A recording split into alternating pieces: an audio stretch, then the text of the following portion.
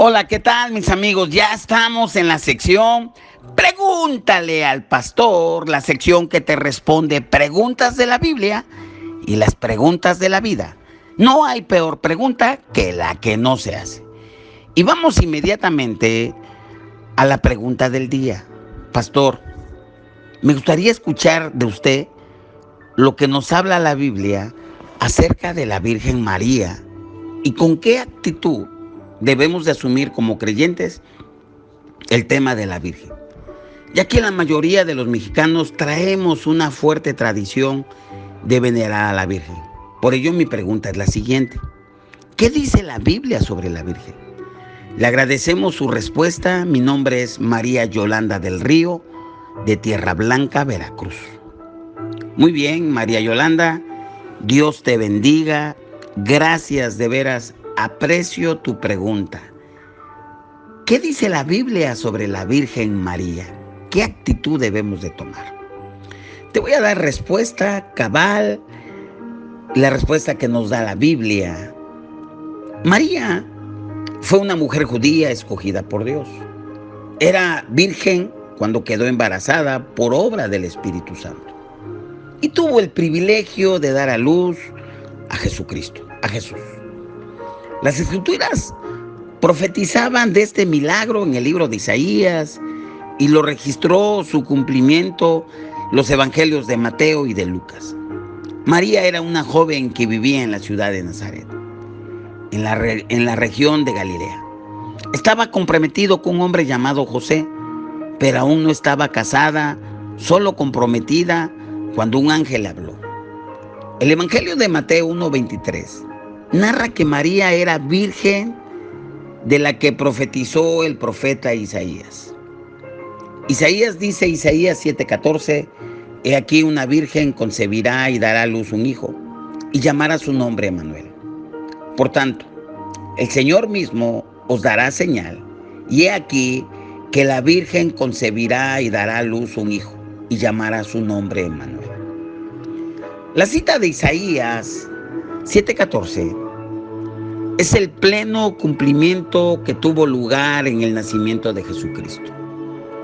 Por tanto, María fue la joven judía que era la virgen de la que ya había hablado Isaías. Y su hijo, Emmanuel, es Jesús. Es esa cita de 7:14 de Isaías. Las Escrituras siguen diciendo que María quedó embarazada mediante un milagro, y Mateo así lo escribe y así nos los comparte. Y en Mateo 1:22 al 23 vamos a ver cómo lo describe Mateo. Todo esto aconteció para que se cumpliese lo dicho por el Señor por medio del profeta cuando dijo, he aquí, una virgen concebirá y dará a luz un hijo, y llamará su nombre Emmanuel, Dios con nosotros. Lucas también registró el embarazo milagroso de María. Escribió que Dios envió al ángel Gabriel, y lo escribió en Lucas 1:26 al 27. Al sexto mes, el ángel Gabriel fue enviado por Dios a una ciudad de Galilea llamada Nazaret, a una virgen desposada con un varón que se llamaba José, de la casa de David, y el nombre de la virgen era María.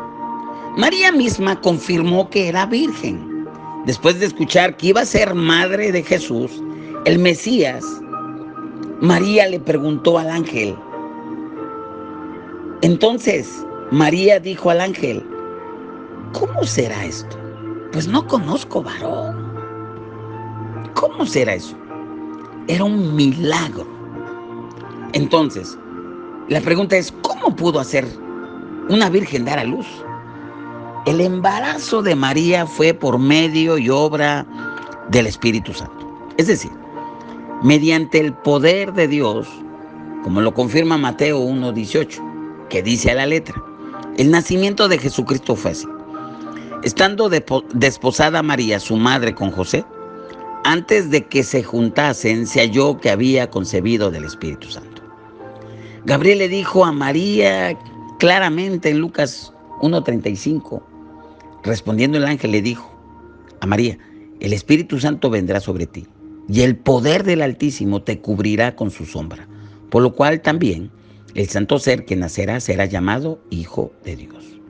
Dios el Padre realizó un milagro, transfirió la vida de su Hijo al vientre de María y de ese modo Dios hizo que ella concibiera un hijo. Ahora, ¿por qué tenía que Jesús de nacer de una virgen? Bueno, Dios escogió a una virgen para que Jesús tuviera un cuerpo humano perfecto y así pudiera salvar a la humanidad del pecado, de la muerte, del caos, de la quiebra moral, espiritual en cual se encontraba. Por eso ahí en San Juan 3:16 dice que de tal manera amó Dios al mundo que dio a su Hijo unigénito para que todo aquel que en él crea no se pierda, mas tenga la vida eterna. Pero también en Hebreos 10:5 nos dice que por lo cual entrando en el mundo dice, sacrificio y ofrenda no quisiste, mas me preparaste cuerpo.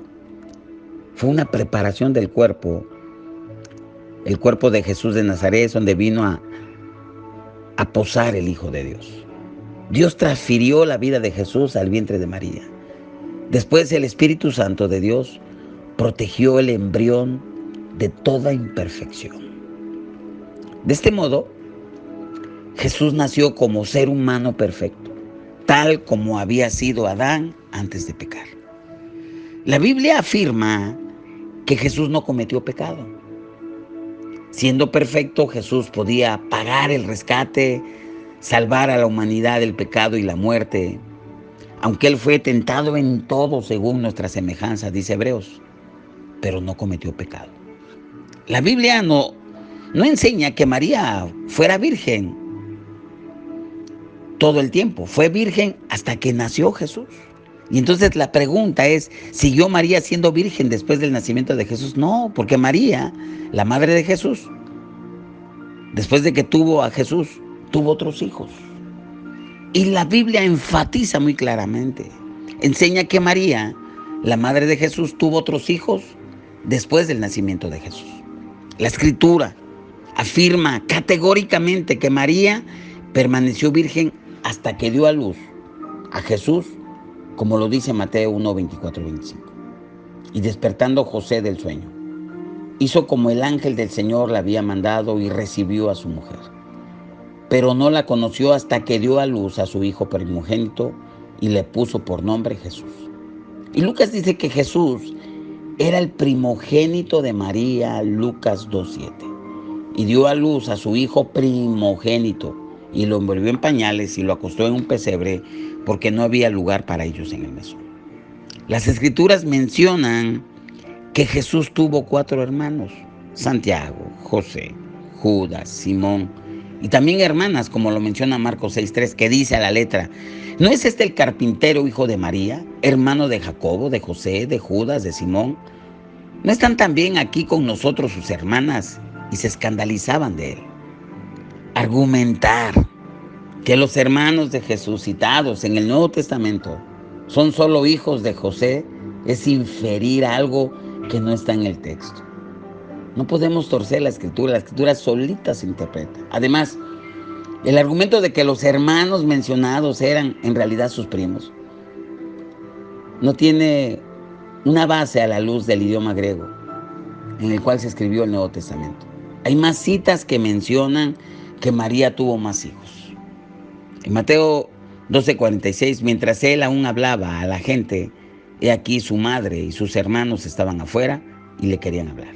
Otra cita, Lucas 2:7, y dio a luz a su hijo primogénito y lo envolvió en pañales y lo acostó en un pesebre porque no había lugar para ellos en el mesón.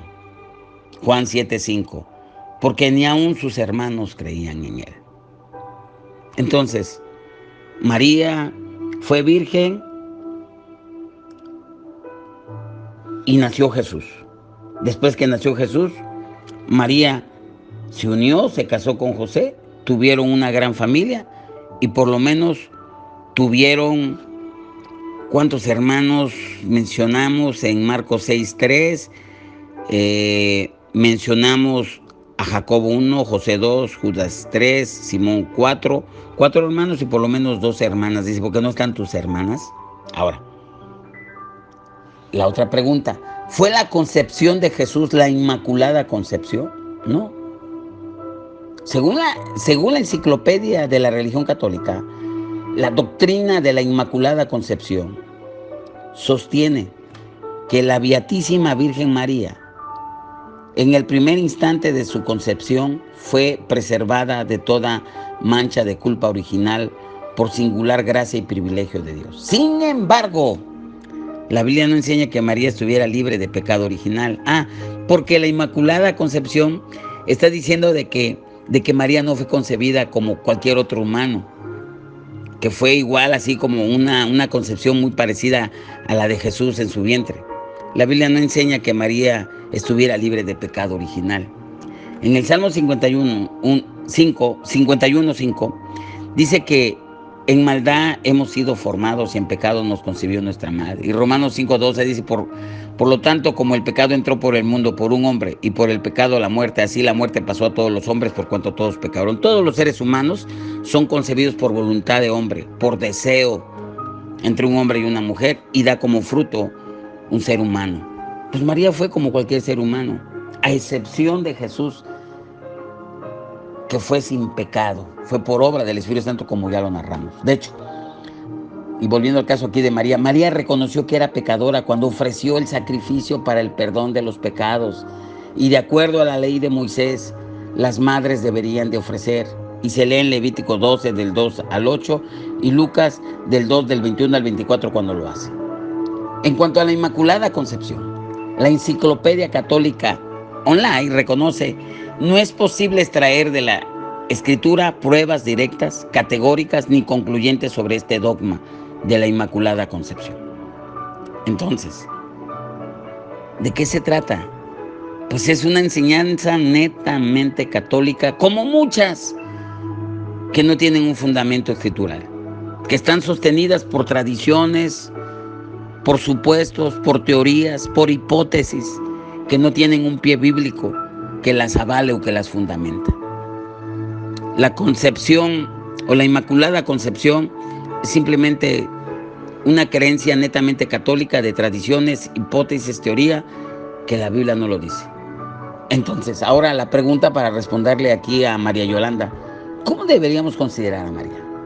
Bien, María fue un excelente ejemplo, fue una excelente mujer de fe, de obediencia, de humildad, de profundo amor a Dios.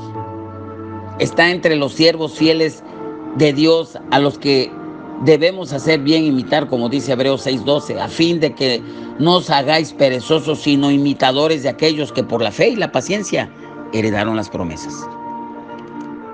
Pero a pesar del singular papel que tuvo como madre de Jesús María, la Biblia no enseña que debemos venerar a María ni orarle. Jesús nunca dio a su madre un trato especial, ni tampoco les pidió a sus discípulos que lo hicieran, jamás. De hecho, aparte de los evangelios y una referencia en el libro de los Hechos, no se menciona a María en los 22 libros de lo que se conoce como el Nuevo Testamento. Solamente en Hechos 1:14 fue la última cita que nos habla ahí de esos 22 libros, aparte los evangelios, aparte Apocalipsis, o sea, son 27 libros, pero de esos, en ninguno, más que solamente en Hechos, ya después, dice que cuando estaban en el aposento, todos estos perseveraban unánimes en oración, ruego con las mujeres y con María, la madre de Jesús, y con sus hermanos.